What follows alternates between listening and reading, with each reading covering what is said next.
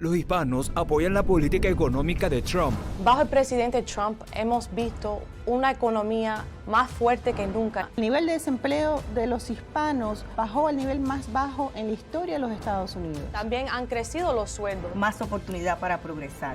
Por 47 años Joe Biden, si no hizo nada en sus mejores años, ¿qué va a hacer ahora? Voten para asegurar que el sueño americano sea vigente para nuestros hijos y nuestros nietos. I'm Donald J. Trump, and I approve this message.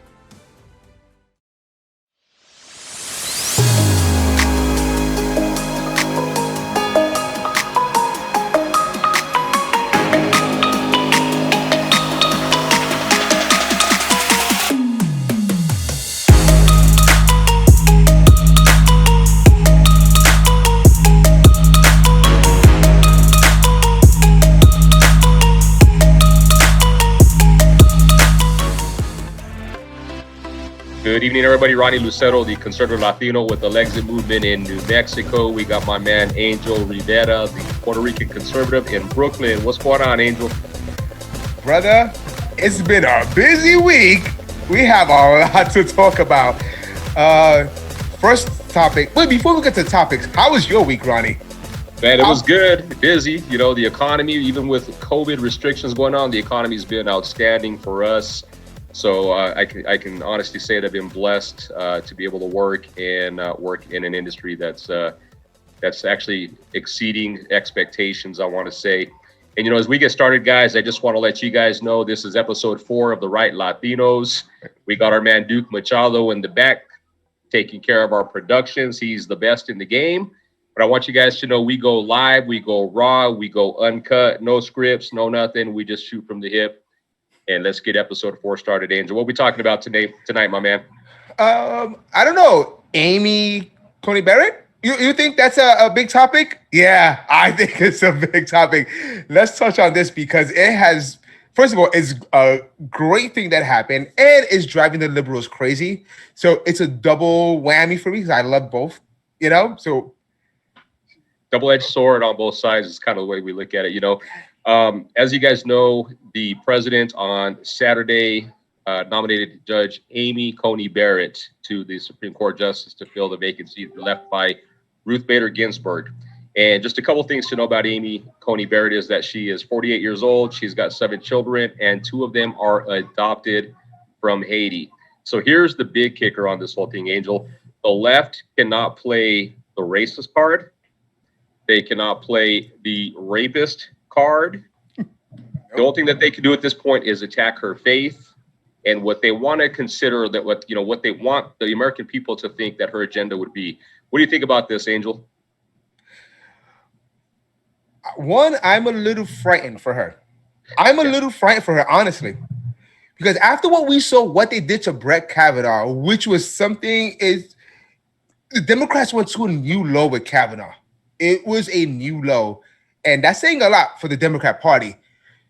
This one, they are going to go full blast, anger, hatred, pure evil at this woman. You know, I thought you were supposed to love and respect women, but I guess when you're conservative, it doesn't matter. So I just pray to God that she's prepped for this because I know she knows the attacks are coming. And I just hope that she stands firm and know that she has supporters behind her. Absolutely. When you say supporters, we're talking about the American people. You know, there's a couple of other things that we need to know, or that I'd like you guys to know about Judge Amy Coney Barrett. She studied English literature at Rhodes College and graduated in '94, first in her class at Notre Dame. That woman has got the brains and the smarts. She is a very strict constitutionalist. She will run the law by the Constitution, and she won't change it from there. Here's the part, though, I want to touch on what you're talking about, Angel, as that you are concerned for her. The Democrats are already starting to make attacks. They are going after her because she is a devout Catholic. So they're attacking her faith. They are also saying in different types of articles that she will take away women's rights. They're blaming a woman or accusing a woman of wanting to restrict the rights of other women. Keep this in mind. She is a mom of daughters. She has a total of 7 children, and she loves her people in this country. She loves the Constitution. You know, when they talk about trying to take away women's rights, they know that they can't attack her for the stuff that they went after Judge Kavanaugh on, Neil Gorsuch on, but they're going to try to make up their own ways to attack this woman that they think that will be able to slide with the American people, Angel. It's already becoming a disgusting scene. It's so bad. Like, instead of taking the time out to sit down, to go through the process, you already have senators saying that they refuse to speak with the woman. They refuse to sit down to have a conversation. They refuse. How can you have a government that refuses to talk to each other? How can you run a country when you refuse to listen to the other side? Us conservatives, we listen all the time. Even if we disagree, we listen. From voters to people up on the Hill, they sit down and they listen. The left does not want to listen. They don't want to take time out because they're scared, Ronnie, that she is going to be the key person to help overturn a lot of the things that the Democrat Party holds dear. Absolutely. And some of that has to do with the rights of babies, the Roe v. Wade. A lot of it has to do with the Obamacare, how Obamacare has costed the American taxpayers more money and raised and skyrocketed the cost of health insurance. I honestly can tell you this. I don't think Amy Coney Barrett is going into the Supreme Court justice with the intentions of doing any of this. But if it comes in front of her, she's going to make decisions based off of the Constitution. She's a strict constitutionalist. You have Democrats that are actually saying that they will not show up for the vote. And at the end of the day, these people were elected to serve the American people, whether they agree with the Republicans who have control of the Senate and the presidency or not. They have a job, which is to speak for their constituents.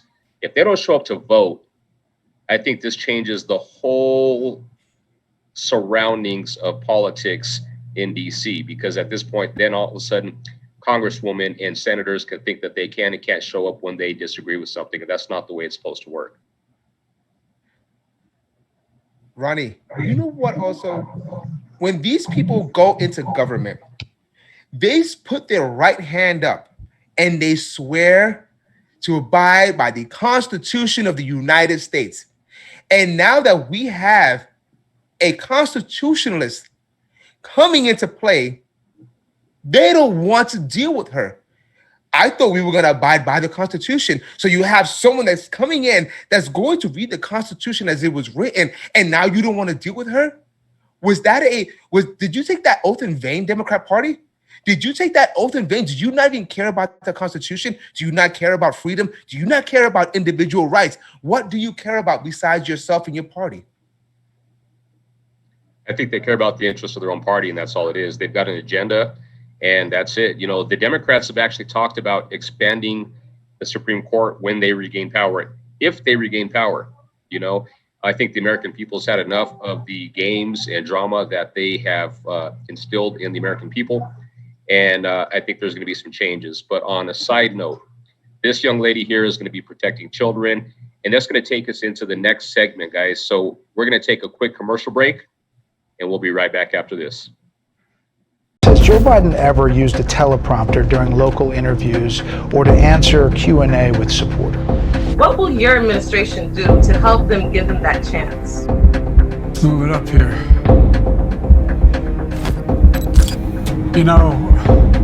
There used to be a basic part. Joe Biden possibly, reading his responses from a teleprompter. Social distancing and wearing masks, which I never do when I walk outside of this house.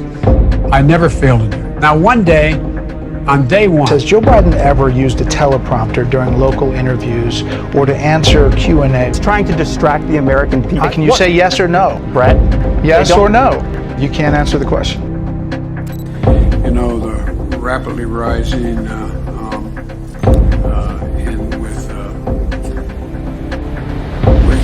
don't know.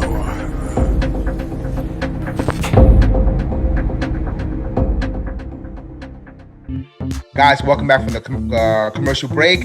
Please, before we go on, share our videos, share our pages, do watch parties. Let's get this word out. Let the world know that Latinos are here and we are conservative, and we're trying to get every Latino as much as we can to come and support the Republican Party and vote for President Trump.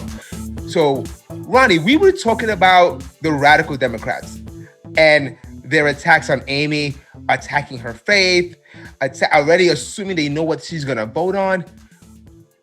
What do you have anything else you want to say? You know, the Democrat Party, when Obama was in office and he was actually leaving, he was called what was termed. He was ending his presidency while President Trump was running for re-election. Democrats kept saying that Obama, as the president, has a right to get his selection in and to have a vote.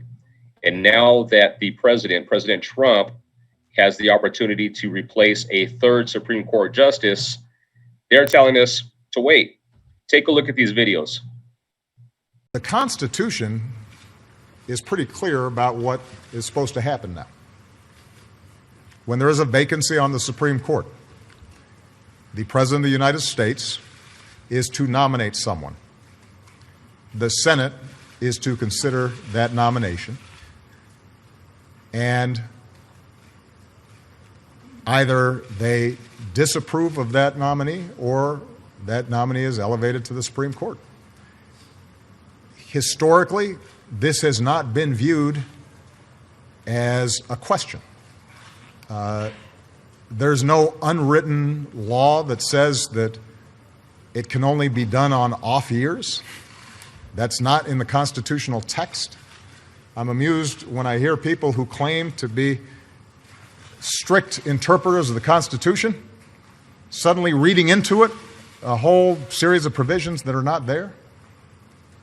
Americans should make it clear that they will not tolerate a nominee chosen from President Trump's preordained list, selected by powerful special interests who will reverse the progress we have made over the decades. What? They're being hypocrites. What's new here, Ronnie? They're being their typical selves. Hypocrite liars. Anything to fill their agenda. But that's just how they are. When it fits their agenda, Ronnie, they go and they will throw the kitchen sink. But when it's on our side, when we follow the same exact pattern, the same exact situation, they're like, no, that's wrong. Because you're evil Republicans. You're evil because you want to take away a women's right to abortion. You want to take away healthcare. You want to take away this. That's what's wrong with them, Ronnie. I get frustrated. Like, I don't understand. Honestly, really quick, I just don't understand how people continue to vote Democrat after you see these lies and the stuff over and over and over is nonstop. Have they ever told the truth? I've never seen a fact come out of a Democrat's mouth. I'm sorry.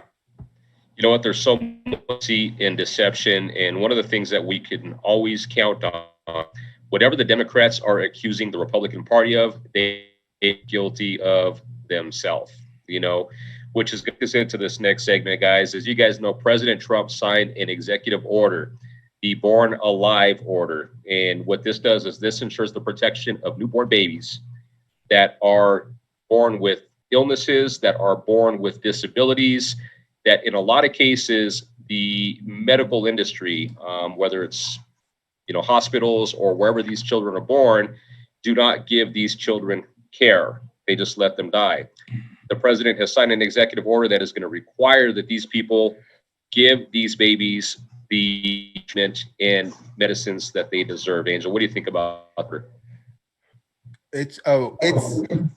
It's a great issue, a great thing that he's doing right now, because it's, for some reason, it was silenced for a long time.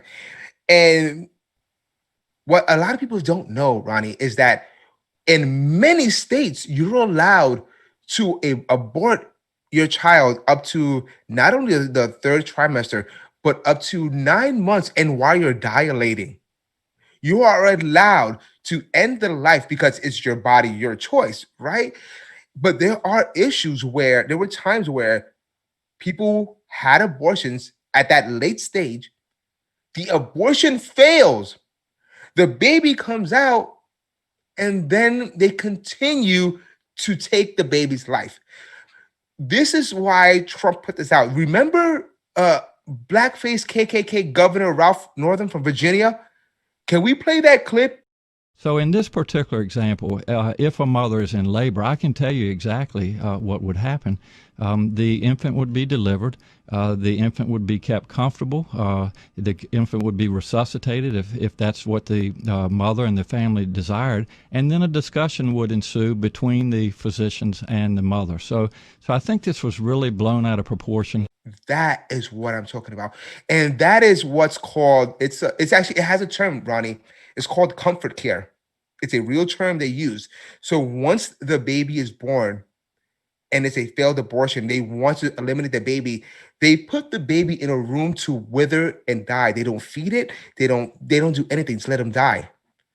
This is pure evil. I don't care what side of the political aisle you're on.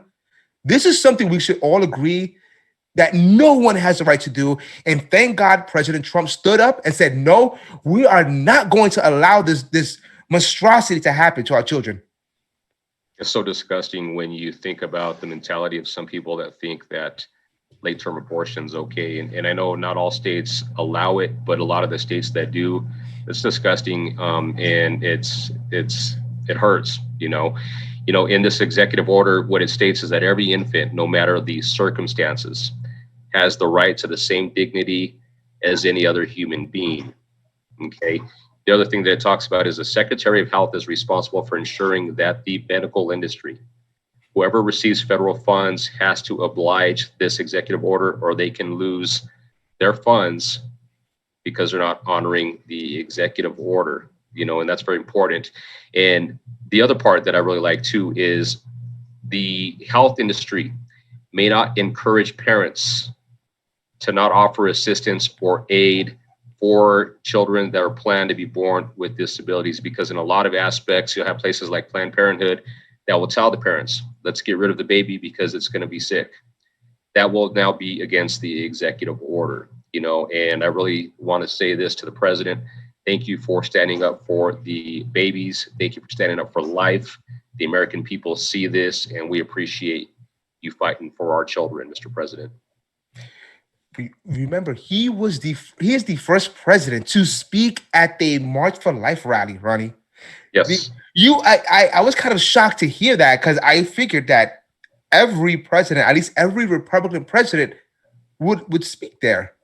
No matter, I know it's been a couple of years and no one stepped up and no one's spoken there. And President Trump is the first president to take that bold, which is not really bold. It should have been done a long time ago. But he's the first one to step out of that box again, a new norm, and just stay there and fight for the right to life. I don't think people understood how conservative this man was going to be. I don't think even I knew he was going to be such a conservative force. And I think that once he got into the system and he saw the swamp and he saw how evil it was, it naturally pushed him to be more conservative. So I thank God for President Trump, and he fights for the right of life. And I do not understand how people can oppose someone who sits up there and is willing to go freaking yards just to protect the life, innocent life, protect life that's at 9 months, Ronnie. They want to take away life at 9 months, and he wants to protect that, and they call him evil for protecting life at 9 months. It's disgusting, and just to touch up on just a little bit, there has to be something wrong with somebody mentally if you think that it is okay to abort a child at 9 months. That's a fully developed baby. And I know that there is not a lot of abortions, but even one, if you can save one child's life, you've done what you need to do. And as a daughter of, I've got a football team or a cheerleading team of kids, and I've got 5 girls, and I cannot for the life of me see how any parent can actually wake up the next day knowing that they ended the life of their child because they weren't ready to have a kid or because they felt that the child was going to be sick. this is something really intriguing with Amy Coney Barrett. She adopted 2 kids from Haiti. These kids didn't have a home, but they are now American citizens. They are children of a future Supreme Court justice, because these people actually stepped up to protect these kids. Other than that, where would these 2 kids have been if it wasn't for ACB? Good thing you bring that up, because before we got on, I'm like, who's going to attack her for adopting children from another country, an African country? Or was Haiti, you said? Haiti, yep. Right? Haiti. There was someone made a comment. We're going to post the image as we speak, calling her similar to a white colonizer, Ronnie, because Handmaid's Tale or something like that. Yeah, right? they called her a colonizer because she adopted 2 Black children. This is how disgusting the left is. They would rather those 2 children stay in whatever country they were at, suffering without any parents, possibly no food, possibly no health care, possibly would have died at a young age. They would rather that happen than a white person from America going over and saving their lives. That is called a colonizer, Ronnie. Not a lifesaver, a colonizer in the eyes of the left. Like I said last week, to the other week, the left, everything to them, whatever is evil is good, and whatever is good is evil. I don't understand this party. I don't understand their logic. I don't understand their thinking. Like, I try to put myself in their shoes, and I just don't understand. How can you get to this position in your mind and in your life where everything that is hopeful and positive and full of love, that you want to turn it on its back? It's crazy, isn't it, when you think about it? So, guys, we're going to be right back after this commercial break. And before we go to this commercial break, I want to ask you guys to click that share button, help spread our word, help get our shows out there. We'll be right back after this message.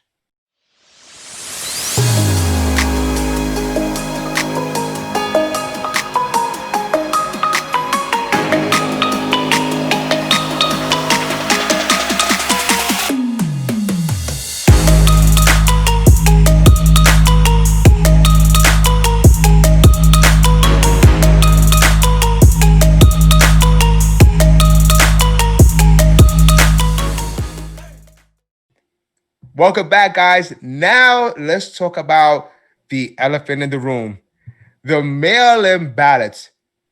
The thing that is driving the left insane, literally insane. We've had a system, Ronnie, of getting up, going to the voting booth, casting your vote, and coming back home for a little over 200 years, right? It's worked pretty good for 200 years. Some reason, 2020, we need to abolish what has been president, right? That's the word? Establish, I can't get the word. I always say president, and it's president, whatever. Establish what we've been doing for the past 200 years, over 200 years. So now that they know they're going to lose, if it's a straight up election, they know they're going to lose because there's no enthusiasm behind sleeping in Heels Up Harris. There is no enthusiasm. So now they want everyone to mail in your ballots. But unfortunately, there's a little hiccup with that because a few months ago, we had a lot of local elections, Ronnie. And during these local elections, come to find out, there were a lot of issues with the ballots in different states. What do you have to say, Ronnie? I guess it was just breaking news last week that 9 mail-in ballots were recovered from the trash can for early voting for the presidency. All 9 of those ballots were for President Trump. Okay. I want you guys to think about something. Okay. And it might not sound like a lot, but when you talk about close elections, like what we're facing right now in 2020, you look back and you think Bush Gore. The Florida election was won by 50 ballots. So when you've got 9 here, and this does not mean that it's not more widespread, because I can assure you this, it's not one person throwing away ballots. It's probably happening in multiple counties or cities. It's not just one person thinking, man, this is the batch that's supposed to be Trump supporter friendly. Let me throw these ones away. There's multiple people that do it, but listen to this. There is multiple times that you can find, and you can actually find this on the web, but there's multiple states where ballots have either been sent to the wrong address, have come up missing, or have been signed by somebody else other than the person that that ballot is for. And that's the crazy part about this whole thing, because the elections, our general election, is supposed to be the most secure, trusted election in the world. And when we have so much chaos and there's so much going on between confusion and ballots being lost or miscounted, that's a scary situation, because then you're never going to really know who really won the presidency. Okay.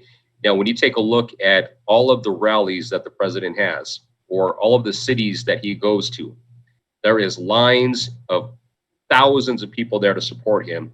And you see 5 to 15 people show up to see Joe Biden. If this man wins, you can blame it on the mail-in ballots.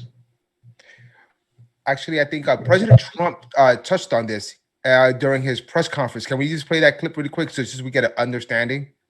In Brooklyn, 25% of mail-in ballots were ruled invalid in June's Democrat primary. You saw that? And a special election in New Jersey, 20% of the ballots were thrown out, and 4 people are now being prosecuted for fraud.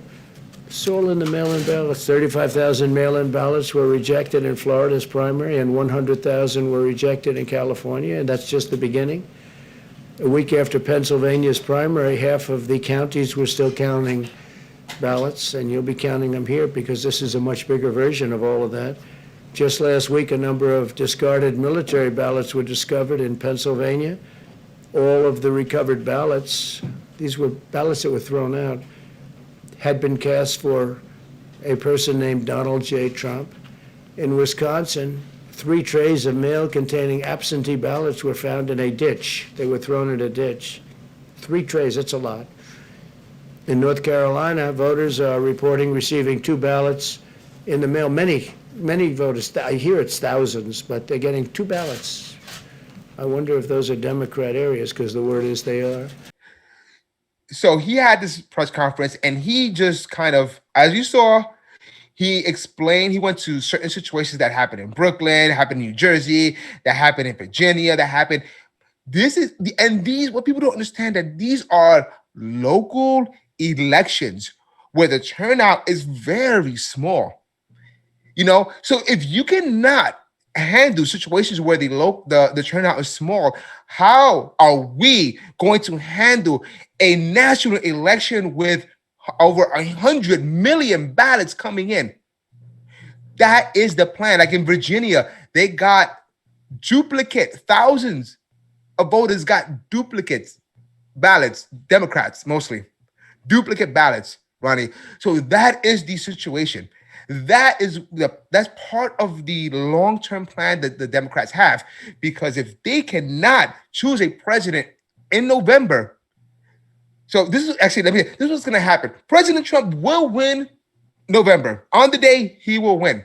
But what is going to happen, all these trickle-in ballots, the millions, we got to count for over here, because a couple of states already said that they got to count up to 6 days after. 6 days to 7 days. I think Wisconsin is one of them, right? I think Wisconsin's one of them. I want to say, was it Pennsylvania? Said 4 or 3 days. So, and again, it's weird. A lot of these battleground states are all doing this. Coincidence. But that's what's going to happen. He's going to win. He goes, pause. We didn't get the full count. We need to count these ballots.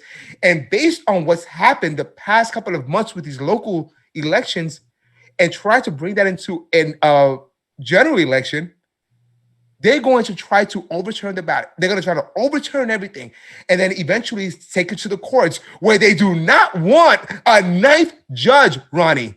So if this goes to the courts and we don't have a 9th judge, what happens? It's going to be nothing but chaos, and that's what the Democrats live in, chaos. Which kind of tells us that we need to get Amy Coney Barrett confirmed immediately, so that way we don't face this constitutional crisis during or after the 2020 elections. We've got to have 9 Supreme Court justices.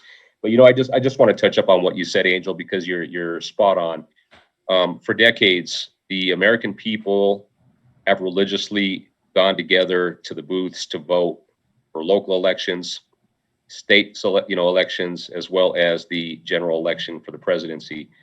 And there's no reason why that shouldn't change. Okay.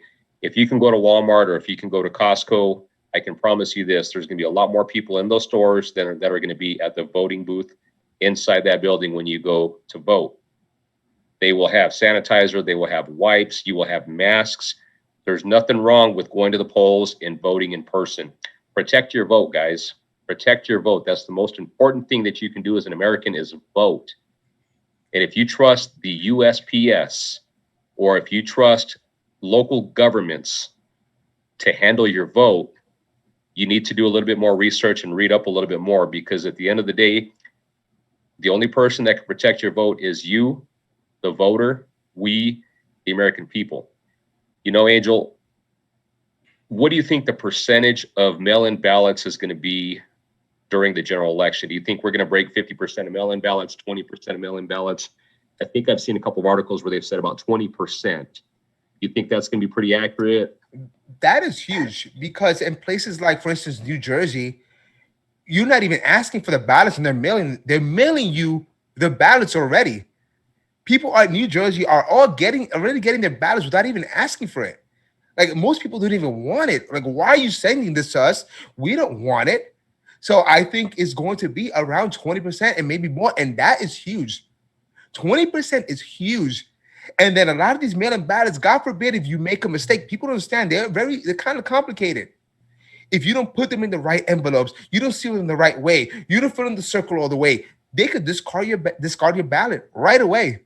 They can use any judgment. So you have a regular person using their own judgment, which can be biased, and they can cast it aside because they don't like the way you filled it out or the way you put something in.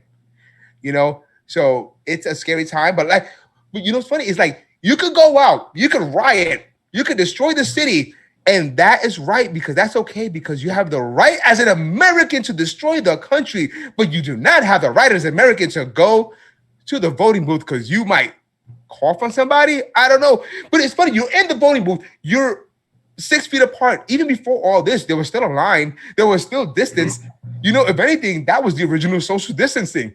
Everyone was away from each other. There was no one close to each other there. But that is, again, they need another reason another excuse for that upcoming loss. It's coming, you know, and I think we're going to see some more liberal meltdowns in November. Let's see if we actually get the results. Here's my hopes. I think that the president is going to win in such a large landslide that any additional votes that need to be counted past the second day, or, you know, the day after the election, will be null and void at that point, because the president will be winning and leading by so many votes. This president has done a lot for the American people, and it's time that we do a lot for him, and we stand up for him, go to the voting booth, click the button for President Trump, and get him reelected. Keep this in mind, guys. We have to win the House of Representatives. We have got to win the House of Representatives. So it's not just going to vote for the president. We've got to vote for the House, and we have to retain the Senate. We have to, guys, because I want you guys to realize something, and we talked about this on a lot of our shows. If the president wins his reelection, but the Democrats retain or regain the Senate while holding the House, they will do everything in their power to impeach him, and there's nothing that we can do about it. This is the most important election of our life. Now, moving on to the next segment, Angel, let's talk a little bit about the riots and protesters. Let's talk a little bit about Michael Bloomberg paying felons so that way they can vote. I'm going to let you lead us into this one before we go to the next break. Wait, so it's weird that now Mini Mike, as Trump calls him, because he was trying to remember, he was putting all these ads out when he was running prior during the Democrat primaries. So he was putting all this money to go, try to take Trump down. Didn't work for some reason. So now he's going out to Florida, because in Florida, there is a thing where they want felons, after they serve their time, after they've completed their sentence, as long as that they paid whatever outstanding fines they have, they can go and vote. So Florida's working to get these people back into society. but sometimes they can't afford to pay some of these fines. Well, figure out a way. But they did. Mini Mike flew over there. What was that little cartoon with the little cape, the little mouse that he had a cape on? Mighty Mouse. So Mighty Mouse flew over from New York to Florida. He said, I will pay for your fines. But little did he know that he might have been committing a crime, Ronnie. So Matt Gaetz and others right now are saying that, hey, we might have to press criminal charges because you're basically you're buying votes. You're telling felons, I'm going to pay your fines, and now you can vote. And most likely vote Democrat. Vote Democrat. And that's what they think. They assume that for the most part, criminals are going to come out. They need to vote Democrat because there's a welfare system, there's free stuff, free healthcare, free food. So they think they're going to vote Democrat. So Mini Mike didn't think too much about this. So hopefully he gets in trouble for this one. I see it coming, my man. I see it coming. And then next segment, let's talk about this real quick. Let's talk about the Breonna Taylor riots and protests that's been going on. As you guys see, take a look at this video real quick of some people unloading shields and riot gear from this U-Haul truck. Take a look at this.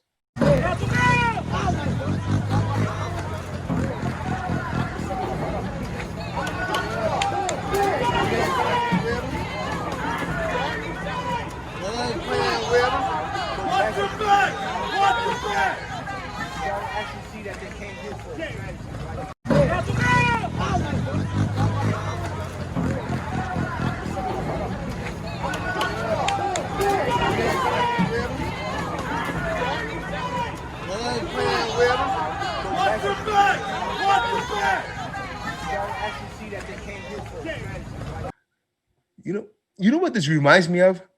Do you remember with the original, all the riots that were happening a few months ago, where piles of bricks suddenly magically appear in the middle of the streets? Remember that? It's the same thing here. How is it? And you know, what's weird is that, okay, a truck was there, suspiciously enough, full of riot gear with signs and shields. How did they know to go to that truck? It looked like everyone knew, hey guys, the truck is here. Let's go. Yeah. Like, who is doing this? And then you see who's going there, right? It looks like these people look like they don't even, I don't know who they are, but they look like they're little Antifa people, you know? So there's a bigger problem going on, Ronnie, behind the scenes. Yeah, there's riots, and a lot of it is ruled by emotion, but we have these secret groups that are funding money behind this, and they're exploiting the emotions of the Black community. They talk about, they claim they care about Black lives, but they're exploiting and they're using their emotions, whether we agree with their points of view or not. What they're doing is they're fueling the fire. They know that they're full of emotion. So what do? We bring in agitators. We bring in these people. We pay money. We pay them, and they come out and they start destroying. And then when you're full of emotion and rage and someone starts destroying a car or smashing something, you're just going to go along with it because sometimes it's just as human nature. You're just led by your emotions. You know, and it's crazy. You can really take a look at where this U-Haul truck came from. And I want you guys to think about this because there's a registration number to that U-Haul truck that's typically on the truck itself. I think what we need to do is find out who funded this, you know, find out the source of the funds, because you can actually track that down. And if it's coming from a group or an organization that's actually supplying riot gears, this should probably be federal crime, you know. And this takes me to something else. I really want to applaud the president because on his Born Alive executive order, he has also designated the KKK and Antifa as terrorist organizations. No president in our lifetime has designated the KKK as a terrorist organization. And you guys still want to call this man a racist. You want to call him a Nazi. He is the man that's standing up against them. He is the man that is fighting for them. He is the man that is standing for the rule of law and trying to protect the cities in our country. You know, so you guys really need to take a look at what's been happening and help open up more eyes. Let's get more people educated on what's happening. Guys, we're going to be right back after this break. And we were going to go into Seattle the next day. We're all set, all lined up, looking forward to it. We just said, we're doing it. I mean, they actually took over a part of the city, and the mayor said, this is going to be a summer of love, right? Where do these people come from? But we were all set to go in. They heard we were going in. We informed them we were going in, and they sent their police to do it, and we never even had to go in. But we can solve those problems in a matter of literally minutes. Thank you.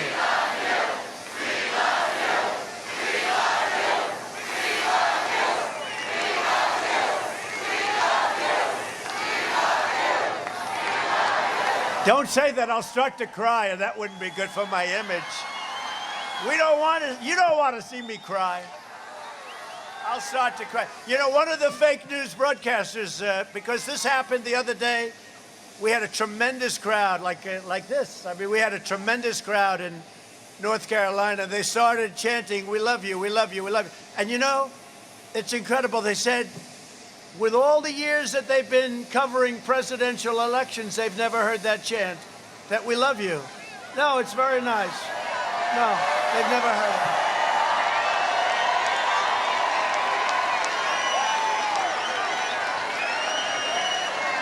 True. You know, now they'll say, he misrepresented. 18 years ago, there was a rally held by somebody. And we heard the words from two people that we love you, sir.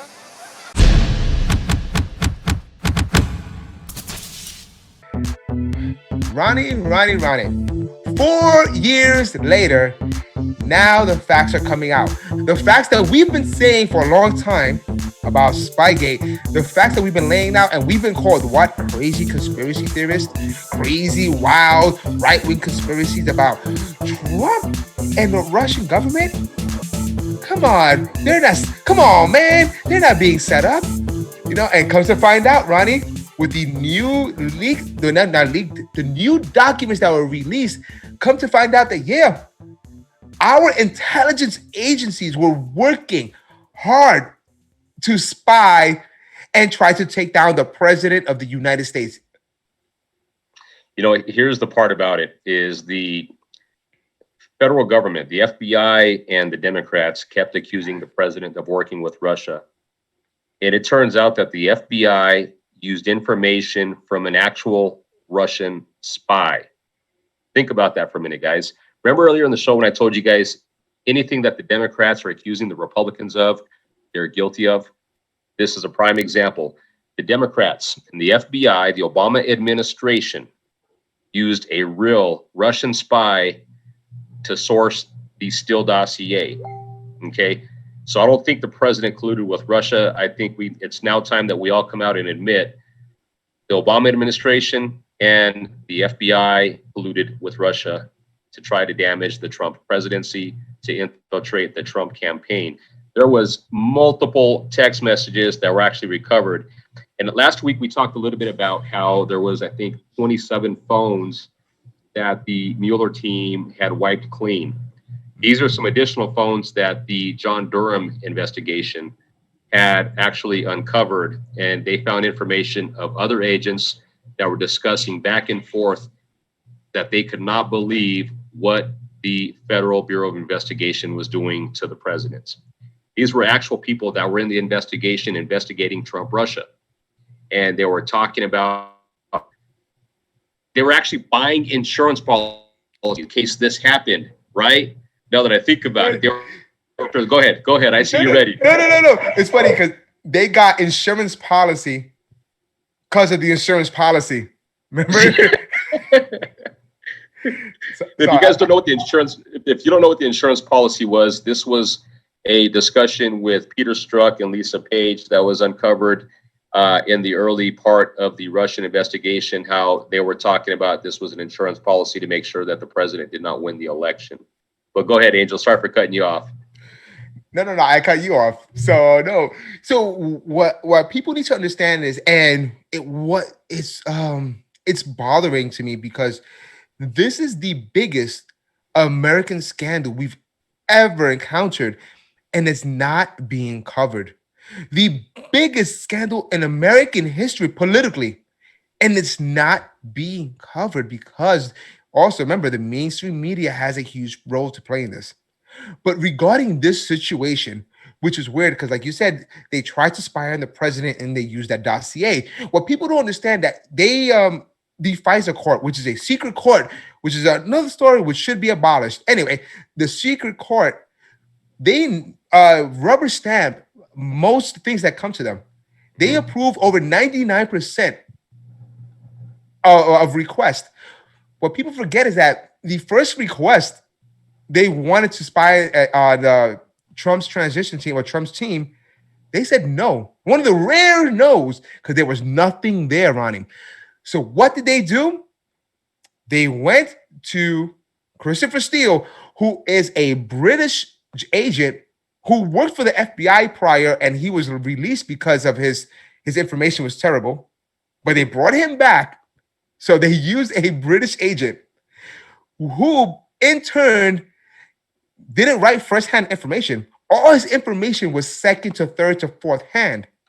So when they found out that he wasn't the primary source, they found out today the primary source that he got his information from was an actual Russian agent. So the Democrat Party, the FBI, colluded with the Russians and the Brits to spy on the American president.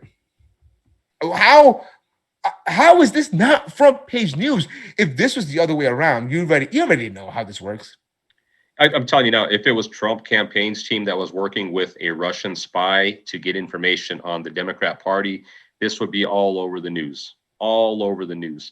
And what's more interesting is the things that they did to try to get into the Trump campaign. You know, with George Papadopoulos, George Papadopoulos was in Israel. They tried to slide him $10,000 cash to fly back into the United States with, and he gave it to his attorney instead of flying back to the U.S. So when he got back to the U.S., they pulled him into that little back office to check him out to see what he had on him, and guess what? There was no money there. Okay. There's a whole lot of dirt. There's a whole lot of drama that has gone on with the Federal Bureau of Investigation. And I think when the president said that he was going to drain the swamp, I don't think the majority of the American people realized how deep the swamp really runs. It is run by bureaucrats that have been in their positions for decades. It is run by elitists that have been in control because of their money for decades. And this president is fighting all of it. Okay. But to me, when you see the FBI is being uncovered for what they did that was highly illegal, and you said it yourself, this is probably the biggest scandal in American political history, and the media is not talking about it, Angel. And I'm at a loss for words. But we're talking about it ourselves, and we're going to keep talking about it on our social media sites. Well, it's kind of tying this into what we were just talking about, and talking about what the Democrats do. They blame us for what they're doing. Throughout this whole situation, we find out more information about Hunter Biden. Where's Hunter? Where art thou, Hunter? I look for thee. This guy is always hiding, but come to find out that he was getting money from the Russians as well. He got, what was it, $3 million? 3.5. What was it, from the wife of the mayor or something like that? Yep, of Moscow. 3.5. My question is, a man that has no experience, was kicked out the military, was a former crackhead, if I'm right, was a former drug user, has no business experience. What is he giving to these countries to have that kind of return of millions and billions of dollars from China, from Russia, from the Ukraine? He has no experience, Ronnie, in anything. What is he getting in return? Well, and then on a side note too, you look at it this way: Hunter Biden flew on Air Force 2 to go to China with the vice president at the time, and Joe Biden says his son never talked about his business dealings with him. But you know what? When you're coming back from China after signing a $1.5 billion deal, you think he didn't bring that up to his dad? You know, the Bidens are dirty. And there's a new documentary that's out. I think it was on Blaze that did it. It was called Riding with the Dragon. And it's a documentary on the Biden's connections to other countries and how the Biden family, and I'm talking about his brothers, I'm talking about his sisters, have all made money off the Biden name. Riding with the Dragon. I want you guys to Google that and take a look at it. But there's so much dirt within the Biden family and the Democrat Party. They have gotten rich off of the American people, and it's time that we do something. And I know before we sign out, I just want to make sure we talk about, because we're talking about Hunter. Do you think Trump is going to bring it up during the debate this Tuesday? If Creepy Joe can get up and get to the debate stage. I'm still in the minority thinking that he still won't go. I don't know. That's just me. I think at the end of everything, there's going to be just one debate. I don't think there's going to be three, just my personal opinion. But do you think they're going to bring it up, Ronnie, during this epic debate that's coming up? I don't think the moderators are going to bring it up, but I think the president's going to take a couple of shots. This is our president, man. This man has no filter, and he takes it right to you, no matter who you are, whether you're a man, a woman, a man of color, or a white person. He comes at you hard. And I think this president is going to come at Joe Biden hard. But now that you mentioned this, did you hear that Biden's probably going to have an earpiece? I did not. They're saying Biden might have an earpiece. Now they're saying it's because he has a hearing aid. You can tell what an earpiece is, and you can tell what a hearing aid is. But the rumor is, and I might be wrong, okay, but look it up. But the rumor is that Joe Biden will have an earpiece in his ear, because when he's getting asked questions and he don't have his teleprompter, he's not going to know what the hell to say. Come on, man. you know the thing. The thing, come on, man. That's all he's going to do. Wait, we cannot end this show without this video of Joe Biden calling the American military men and women stupid bastards. Guys, take a look at this from just a couple of days ago. And two, I appointed Johnson to the academy. I just want you to know that. Let's clap for that, you stupid bastards.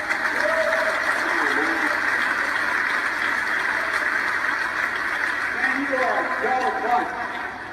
Must be slow here, man. Oh. So, from what I know, I think this was from 2016. But everything is fair play, Ronnie.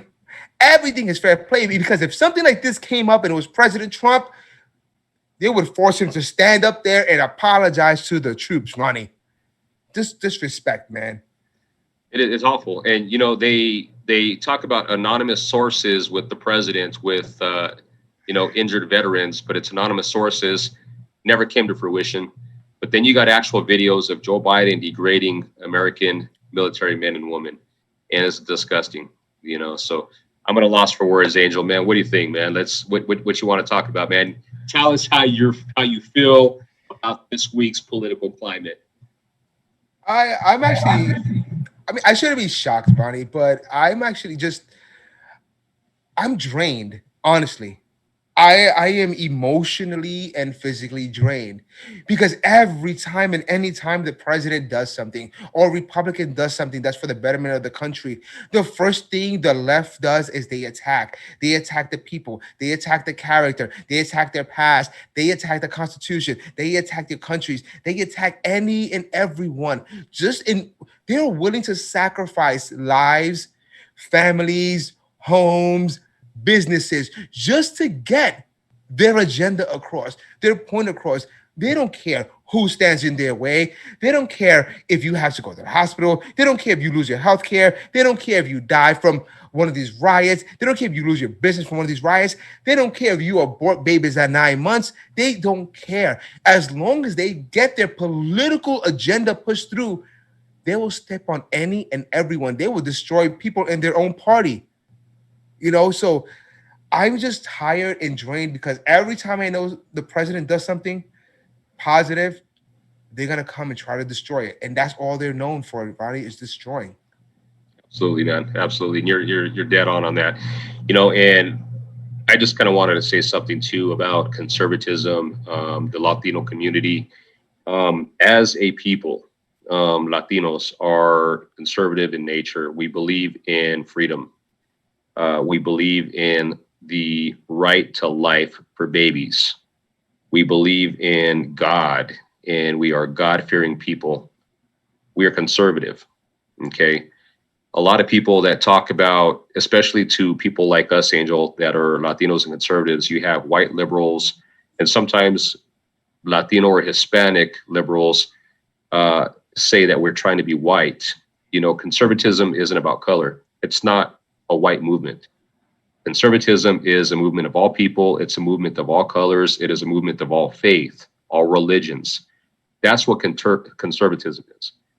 And if you get a chance, and if you're not a conservative, but you watch our show, or you're an independent and you're on the fence on which way to vote, take a look and see what conservatism is. It's the media calls us right wings or far right wing, and that's not at all what we are. We are about freedom, freedom of expression, freedom of speech, freedom of the rules of tyranny from the federal government.